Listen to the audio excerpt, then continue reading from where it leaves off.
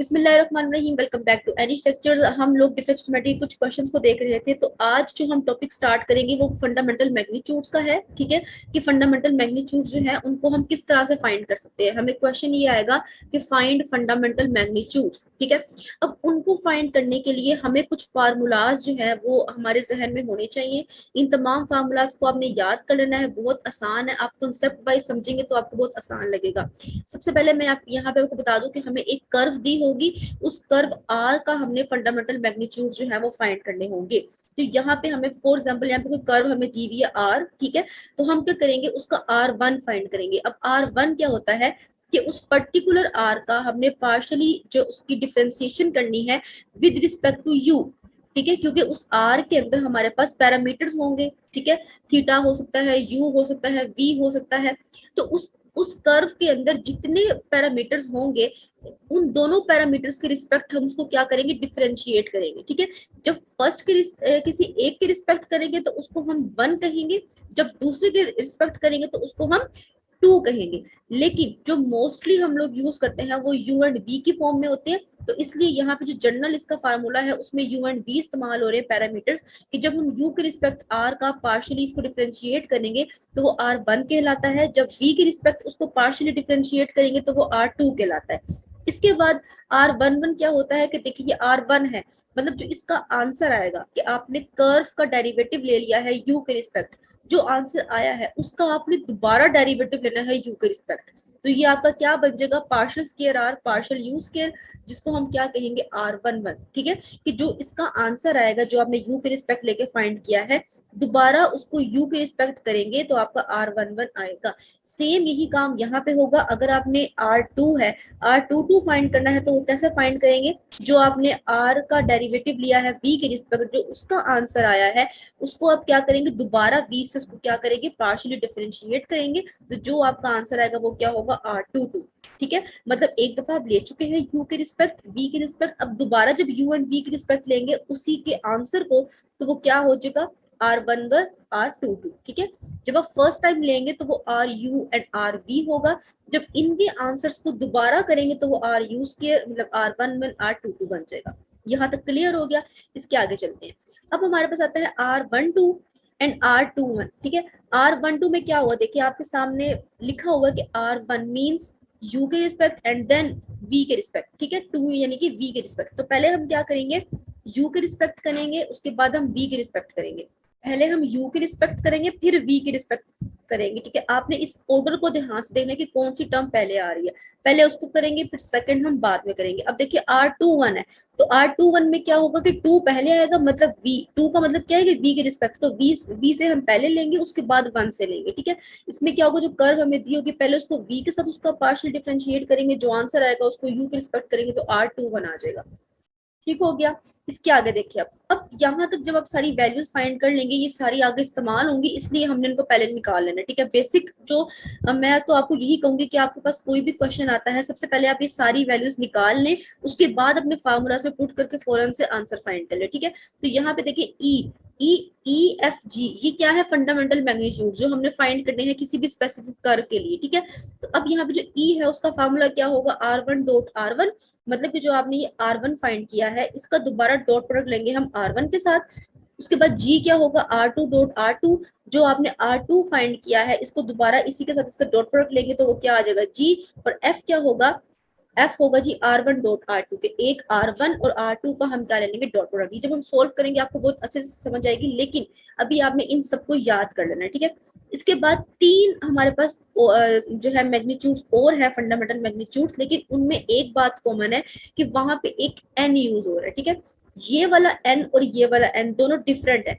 जो फार्मूले के अंदर इस्तेमाल हो रहा है इसका जो फार्मूला है वो क्या है, इसको देखिए, जो ये एन ये आपको नजर आ रहा है, एल में भी आपको नजर आ रहा है, एम में भी आपको नजर आ रहा है एन। ठीक है, इस एन को फाइंड करने का क्या फार्मूला है कि आपने R one cross product R two करना है, जो आपने ऊपर R one R two find किया होगा उसका क्रॉस प्रोडक्ट करेंगे। और यहाँ पे जो क्रॉस प्रोडक्ट है उसका मतलब क्या होता है, डिटर्मिनेंट। ठीक है, क्योंकि क्रॉस प्रोडक्ट किससे सोल्व होती है, डिटर्मिनेंट से सोल्व होती है। उसके बाद आपने उसका मोड ले लेना है। ठीक है, उसी जो आंसर आएगा उसका मोड ले लेना है, उन दोनों को यहाँ पे पुट कर देना तो आपका ये एन आ जाएगा।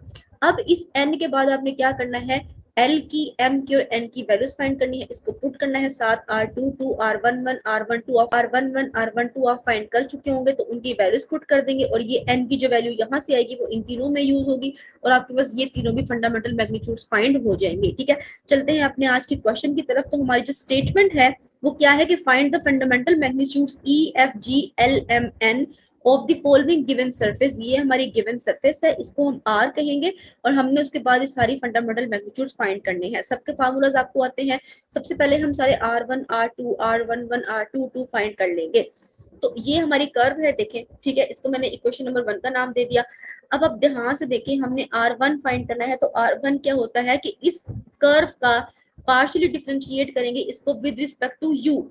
ठीक है, तो जब इसको विद रिस्पेक्ट टू यू करेंगे तो क्या होगा, मैंने यहाँ पे इस तरह आपको लिख के दिखाया था कि आपको समझ आ जाए कि हमने किसको क्या करना है। ये आर की वैल्यू है, कर्व की वैल्यू है और इसको हम कर रहे हैं पार्शियली डिफरेंशिएट यू के रिस्पेक्ट। ठीक है, अब क्या होगा, देखें यहाँ पे भी u है, यहाँ पे भी u है, यहाँ पे भी u है। ठीक है, यही होता है ना कि जहां जहां u होता है उस टर्म का हम क्या करते हैं, आता है आंसर, लेकिन जो जहां पे u नहीं होता वहां पे क्या आ जाएगा, जीरो आ जाएगा। ठीक है, लेकिन इन तीनों में u है, इसका मतलब इन तीनों का आंसर आएगा। यहाँ पे u का क्या हो जाएगा, 1। इसको पार्शियल, ये u है, जब इसको u के रिस्पेक्ट करेंगे तो इसका 1 आ जाएगा। ठीक है, प्लस इसका क्या आ जाएगा, 0। ये 1 जब a से मल्टीप्लाई होगा तो हमें a दे देगा। ठीक है, सेम काम यही यहाँ पे होगा कि u का जो है u के रिस्पेक्ट 1 आ जाएगा, इसका 1 आ गया, इसका क्योंकि ये b है इसका 0 आ जाएगा और ये 1 इस b से मल्टीप्लाई होकर हमें b दे देगा। उसके बाद यहाँ पे इसका क्या आ जाएगा, u का 1 आ जाएगा, तो 1 जब b से मल्टीप्लाई होगा तो हमें b दे देगा। ठीक है, ये हमारा R1 आ गया। इसको आपने इक्वेशन का नाम दे देना है। इक्वेशन का नाम आप खुद से देख ले कि आपको मतलब क्या आपने रखना है। ठीक है, ओके। अब यहाँ पे हमने R2 फाइंड करना है। R2 कैसे फाइंड करेंगे, पार्शियल R, मतलब कि R का हमने पार्शियली डिफरेंशिएट करना है विद रिस्पेक्ट टू V। ठीक है, इसमें भी सेम वही काम होगा। ये देखिए यहाँ पे हमारे पास फर्स्ट टर्म में क्या है कि हमारे पास AU प्लस V है, जहां जहां V है उसका क्या आएगा, डिफरेंशिएट होंगे। तीनों में V है, तीनों डिफरेंशिएट होंगे। इसका आंसर क्या आ जाएगा हमारे पास 1। तो ये 1 जब A से मल्टीप्लाई होगा तो हमें A दे देगा और इसका तो क्या आ जाएगा, 0। ठीक हो गया। उसके बाद यहाँ से जो ये b है इसका 1 आ जाएगा, इसका 0 आएगा। ये 1 जब b से मल्टीप्लाई होगा तो हमें क्या दे देगा, b। उस सेम एज इट इज यहाँ पे क्या आ जाएगा, 1। और ये जब u से मल्टीप्लाई होगा तो हमें क्या दे देगा, u। ये R2 भी आ गया। इनको अपने इक्वेशंस को अपनी मर्जी से नाम दे देना। ठीक है, नाम देने के बाद हमने क्या करना है, अब हमने R11 R22 R12 फाइंड करना है। सबसे पहले R11 फाइंड करेंगे। मैं थोड़ा जूम आउट करूँ ताकि आपको मैं बता सकूं कि हमने किस तरह से R11 की मदद से फाइंड किया। अब देखिए R1 की वैल्यू हमने फाइंड कर ली थी। अब हमने R11 फाइंड करना है। इसका मतलब R1 पहले हमने फाइंड कर लिया है, उसी को पकड़ के दोबारा हमने u के रिस्पेक्ट करना है। तो मैंने a b v पकड़ा। ठीक है, a b को मैंने पकड़ा क्योंकि ये R1 है, इसको मैं अब u के रिस्पेक्ट करूंगी। ठीक है, आपने यहाँ पे कर्व नहीं लेनी, कर्व आपने ऊपर लेनी थी जब आपने सिर्फ सिंपल फाइंड करने थे। जब डबल फाइंड करेंगे तो आपने देखना है कि पहला जो टर्म है हमारी, पहला जो ऑर्डर है वो कौन सा है।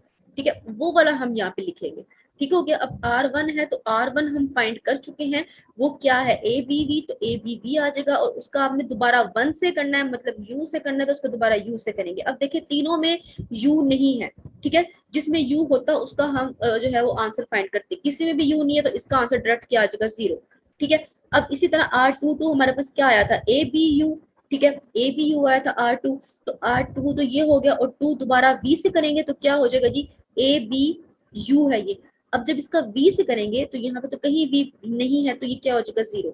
R22 क्या आ जाएगा, 0। ठीक हो गया, ये दोनों आपको समझ आ गए। अब आगे देखिए R12 कैसे फाइंड करेंगे। R1 हमने फाइंड कर लिया है जो कि ABV है। R1 ये आ चुका है। ठीक है, अब हमने R12 फाइंड करना है तो क्या होगा कि R1 को हमने v की रिस्पेक्ट करना है, क्योंकि 2 जो है वो v को डिनोट करता है कि मतलब जो 2 है उसका मतलब कि हमने v की रिस्पेक्ट फाइंड करना है। ठीक है, तो यहाँ पे ABV R1 है, जब इसको v की रिस्पेक्ट करेंगे तो यहाँ पे भी v नहीं है, यहाँ पे भी v नहीं है, यहाँ पे v है तो वो क्या आ जाएगा, 1। तो ये हमारे पास इसका भी आंसर आ गया। अब हमारे पास सारे फार्मूलाज सारी वैल्यूज आ चुकी हैं, हमें फार्मूलाज पता है। R1 की वैल्यू पुट की, R1 की वैल्यू पुट की। अच्छा, यहाँ मैं आपको एक बात बता दूं कि जो डॉट प्रोडक्ट होता है उसका मतलब होता है कि जो टर्म्स हैं वो आपस में प्लस होंगी, ऐड होंगी और उनका स्केयर आएगा। ठीक है, तो ये क्या हो जाएगा, a square plus b square plus b square, ये आपका e आ गया। सेम काम यहाँ पे f के साथ होगा, R1 डॉट R2 है। अब आपने फार्मूलाज याद होंगे तो ये क्वेश्चन सोल्व होंगे। ठीक है, R1 की वैल्यू पुट कर दी, R2 की वैल्यू पुट कर दी आपने। अब क्या होगा कि डॉट प्रोडक्ट है तो ये क्या हो जाएगी, प्लस होंगे और स्केयर आएगा तो a स्केयर b स्केयर और u भी साथ आ जाएंगे। ठीक है, इसके बाद क्या हुआ, R2 डॉट R2, इसमें भी वही होगा कि ए बी यू है, ए बी यू है तो A square B square U square आ जाएगा, ये आपका जी भी आ गया। अब जो हमने एल एम और एन फाइंड करने हैं उसके लिए हमें एक एन चाहिए, क्योंकि हमारे उन फार्मूलाज में वो एन इस्तेमाल हो रहा है। सबसे पहले हम इस एन को फाइंड कर लेते हैं, जो कि क्या है, R1 cross R2, R1 cross R2, ठीक है। अच्छा जी, इसका मोड है यहाँ पे। अब R1 मैंने आपको बताया था जो क्रॉस प्रोडक्ट है वो डिटर्मिनेंट से ही सोल्व होती है, तो हमने क्या करना है, R1 की वैल्यू हमने फाइंड कर ली है, R2 की वैल्यू फाइंड कर ली है, तो हम क्या करेंगे, डिटर्मिनेंट के अंदर उसको लिख देंगे। यहाँ पे हमने लिख दिया आई जे के, मतलब कि आई के कंपोनेंट्स, जे के कंपोनेंट्स, के कंपोनेंट्स, ठीक है। ये हमारी R1 की वैल्यू है, ये हमारी R2 की वैल्यू है। ये R1 की आई वाली है, ये R1 की बी जे वाली है, और ये R1 की हमारी के वाली वैल्यू है, ठीक है। एक दफा आपको दिखा देती हूँ कि R1 हमारा क्या है। देखिए ए बी वी है R1, और ये ए बी यू है, तो हमने क्या यहाँ पे पुट किया है, A B V A B U, ठीक हो गया। अब इसको एक्सपेंड करेंगे, जाहिर सी बात है डिटर्मिनेंट जो है वो एक्सपेंडिंग से ही सोल्व होता है, तो इसको एक्सपेंड करने का तरीका जो है वो हम लोग को आता है कि हम पहले इस वाले को पकड़ेंगे, इसको लेंगे, और इसका जो कॉलम है, इसकी जो रो है वो छूट जाएगी, और जो ये टर्म्स है ये आपस में क्या होंगी, मल्टीप्लाई, और बीच में माइनस का साइन आएगा, तो हमने 1 पकड़ा, बी यू से मल्टीप्लाई हुआ, और जो बी है वो बी से मल्टीप्लाई हुआ, और बीच में साइन माइनस का आ गया, ठीक है। और ऊपर क्या होता जाएगा, अल्टरनेटिव साइन आते रहेंगे, पहले हम प्लस लेंगे, फिर माइनस लेंगे, फिर प्लस लेंगे, तो यहाँ पे माइनस जे आएगा, ठीक है। ये वाली कॉलम छोड़ देंगे, ये वाली रो छोड़ देंगे, और हमारे पास ए वी यू, ए को हम जो है वो यू से मल्टीप्लाई करेंगे, ए को बी से मल्टीप्लाई करेंगे, बीच में साइन माइनस का आएगा, और जो लास्ट टर्म है उसमें क्या होगा, प्लस ए आएगा, ये वाली भी छोड़ दी, ये वाली भी छोड़ दी। अब ए बी से मल्टीप्लाई होगा, ए बी से मल्टीप्लाई होगा, बीच में साइन माइनस का आएगा, ठीक है। तो वो प्लस माइनस कैंसिल होके हमें क्या दे देंगे, जीरो, ठीक हो गया। यहाँ से हमने R1 क्रॉस R2 फाइंड कर लिया। अब देखिए हमारा जो क्या कहते हैं फार्मूला है, उसके अंदर हमें क्या चाहिए, मोड भी चाहिए, तो हम इस वैल्यू का क्या लेंगे, मोड लेंगे, ठीक है। मैं आपको दिखाती हूँ कि हम मोड किस तरह से लेते हैं। देखिए मोड लेने का हम लोग को पता है कि मोड किस तरह से हम लोग लेते हैं, कि जो हमारे पास वैल्यूज होती हैं आई की, जे की, के की, उनका स्केयर कर देते हैं, उसके ऊपर अंडर रूट आता है, और वो टर्म्स आपस में प्लस होती है, ठीक है। ये मैग्नीट्यूड जो है वो इस तरह से फाइंड करते हैं।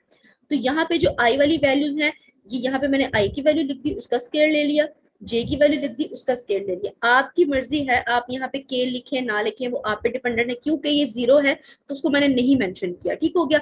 यहाँ से मैंने क्या किया, u माइनस बी बाहर आ गया, तो उसका स्केयर खत्म हो गया अंडर रूट के साथ, और उसके बाद अंदर ये हमारे पास चीज बच गई, इसको हम ए स्केयर प्लस बी स्केयर भी लिख सकते हैं। ये R1 क्रॉस R2 की वैल्यू आ गई, ये R1 क्रॉस R2 के मोड की वैल्यू आ गई।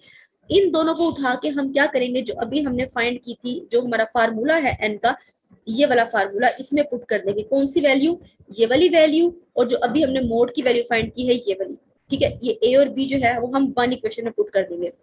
ये मैंने यहाँ पे पुट कर दिया। पुट करने के बाद ऊपर से u माइनस बी हमने कॉमन ले लिया, u माइनस बी से कैंसिल आउट हो जाएगा, हमारे पास सिर्फ और सिर्फ ये टर्म बचेगी, इसको हमने n कह दिया।